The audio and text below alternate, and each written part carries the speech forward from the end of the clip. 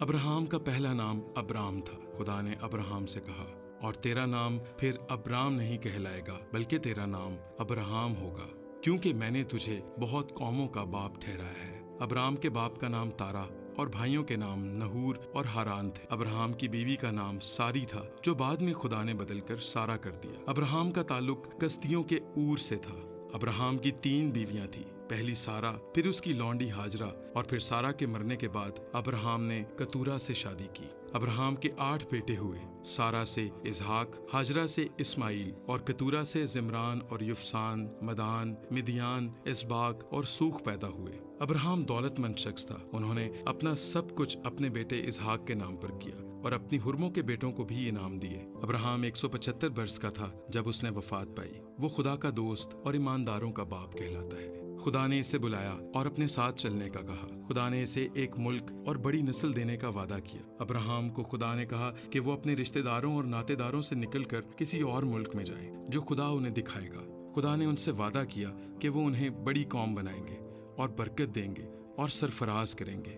Abraham خدا کے کہنے کے مطابق چلے، اور ان کی بیوی سارا، ان کا بھتیجا لوط اور ہاران کے کچھ اور لوگ ان کے ساتھ ساتھ چلے۔ وہ ملک کنعان آئے، اور جب مورا کے بلوت تک پہنچے تو خدا نے کہا، یہی ملک میں تیری نسل کو دوں گا۔ پھر مقدس ابراہم سفر کرتے رہے، اور جس ملک میں وہ تھے وہاں سے کال پڑنے کی وجہ سے انہیں مصر کو جانا پڑا، اور پھر مصر سے ملک کنعان کے جنوب میں آئے۔ وہاں لوط اور ابراہم کے چرواہوں کے درمیان جھگڑا ہوا، کیونکہ لوط بھی مالدار آدمی تھا۔ تو مقدس ابراہم نے لوط سے کہا کہ ہم میں کیوں جھگڑا ہو، کیونکہ ہم بھائی ہیں، اس لیے ہمیں الگ ہو جانا چاہیے۔ اور ابراہم نے لوط سے کہا کہ اگر تو دائیں جائے گا تو میں بائیں جانب جاؤں گا، اور اگر تو بائیں طرف جائے گا تو میں دائیں جانب جاؤں گا۔ پھر لوط نے سدوم اور عمورہ کا علاقہ پسند کیا اور وہاں چلا گیا۔ ابراہم اور لوط کی جدائی کے بعد خدا پھر ابراہم سے ملے اور ان سے عہد باندھا کہ انہیں نسل دیں گے۔ اس کے بعد کدر لامر اور اس کے 7 بادشاہوں نے، جنہوں نے سدوم اور عمورہ سے لوط اور اس کے گھرانے کو اٹھا لیا تھا، ابراہم وہاں سے لوط اور اس کے گھرانے کو چھڑا کر لائے، اور واپسی پر ان کی ملاقات ملک صدق سے ہوئی۔ ابراہم کی اولاد نہیں تھی، اور انہوں نے خدا سے کہا کہ میرے گھر کا مختار الیعزر ہے، کیونکہ میری اولاد نہیں، اور وہی میرا وارث ہوگا۔ خدا نے ان سے کہا کہ میں تجھے اولاد دوں گا۔ مگر سارا نے ابراہم سے کہا کہ میری لونڈی ہاجرہ سے مجھے اولاد دے۔ اس وقت ابراہم کی عمر 86 برس تھی جب ان سے اسماعیل پیدا ہوا۔ 13 برس کے بعد خدا پھر ابراہم پر ظاہر ہوئے اور اس سے عہد باندھا، اور خدا نے اس کی نسل، گھرانے، قوم اور زمین کے متعلق کلام کیا۔ ابراہم نے چاہا کہ صرف اسماعیل ہی خدا کے حضور زندہ رہے، مگر خدا نے کہا کہ اسماعیل نہیں بلکہ اسحاق وعدے کا فرزند ہوگا، اور وہ سارا کے صلب سے ہوگا۔ پھر خدا نے ابراہم کے گھر جا کر اس سے ملاقات کی، اور 2 فرشتے بھی ان کے ساتھ گئے۔ اس بار خدا نے بتا دیا کہ اس کے بیٹا ہوگا، اور اس پر سارا نے یقین نہ کیا۔ ابراہم پھر جنوب کے ملک کی طرف گیا اور جرار میں قیام کیا۔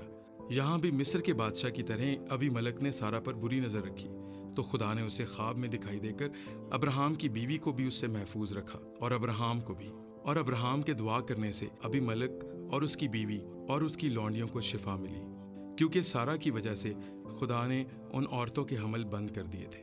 اس کے بعد ابراہم کا سارا سے بیٹا ہوا۔ تب ابراہم کی عمر 100 برس ہو چکی تھی۔ خدا کے کہنے کے مطابق انہوں نے اس بیٹے کا نام اسحاق رکھا۔ اسماعیل اسحاق کو ستاتا تھا، تو سارا اور خدا کے کہنے پر ہاجرہ کو گھر سے نکال دیا گیا۔ اس کے بعد خدا نے ابراہم کو آزمایا اور اس سے کہا، اپنے بیٹے کو جو تیرا اکلوتا ہے اور جس سے تو پیار کرتا ہے، اسحاق کو سوختنی قربانی کے طور پر چڑھا۔ یہ ابراہم کا امتحان تھا۔ ابراہم نے ایسا ہی کیا، مگر جب وہ پہاڑ پر تھا اور جب وہ اسحاق کو قربان کرنے کو تھا، تو خدا نے اسے آواز دی اور اسے روکا، اور خدا نے اسے وہاں ایک مینڈا مہیا کیا۔ خدا نے اس سے کلام کیا، اور پیدائش کی کتاب اس کے 22ویں باب میں ہمیں اس کا ذکر ملتا ہے۔ اور اس کے بعد ابراہم واپس لوٹ گیا اور بیرشبہ میں رہا۔ 127 سال کی عمر میں سارا نے وفات پالی۔ ابراہم نے اپنے بیٹے اسحاق کا بیاہ ربکہ سے کیا۔ پھر ابراہم نے کتورہ سے شادی کی، اور اس سے اس کے 6 بیٹے ہوئے۔ ابراہم 175 برس کے تھے جب ان کی وفات ہوئی۔ یسوع مسیح نے بھی ابراہم کا ذکر کیا، اور نئے عہد نامہ میں بھی ہمیں بہت سی جگہوں پر ابراہم کا ذکر ملتا ہے۔